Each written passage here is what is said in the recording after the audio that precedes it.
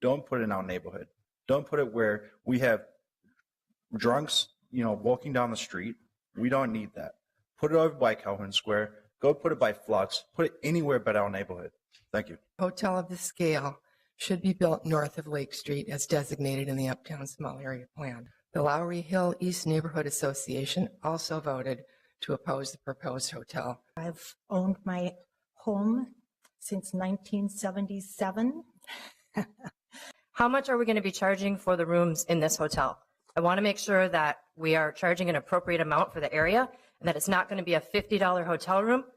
My neighbors and I have invested hundreds of thousands of dollars purchasing our homes, maintaining our homes, all under the assumption that the city would honor this plan. If you're going to put a $50 hotel room on the corner of my block, I want to know, because I know who's going to stay at a $50 hotel room. The Uptown Small Area Plan has been adopted city policy since 2008, and one of its purposes is to ensure that the interests and investments of homeowners, these residents, like me and my wife, and many of my care neighbors that you've heard from here tonight, have invested in our properties with this understanding. I do not oppose a hotel in Uptown. I want to pay my respects to the Graves family. I respectfully respect the city of Minneapolis, the Planning Commission, to vote against all land use applications at hand.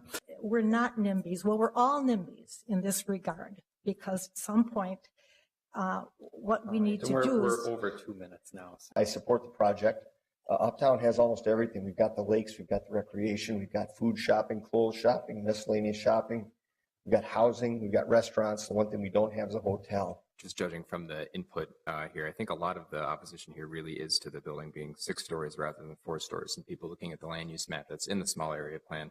And I mean, I guess I've brought it up before, but it is a little bit frustrating when we do these small area plans and we make a big watercolor map of the neighborhood and people get really attached to it and they spend a lot of time on it, but then it doesn't actually match the zoning categories that we have. And so we kind of have to do the best we can to match the zoning categories with the small area plan. And I think a lot of times they sort of err on the side of being cautious.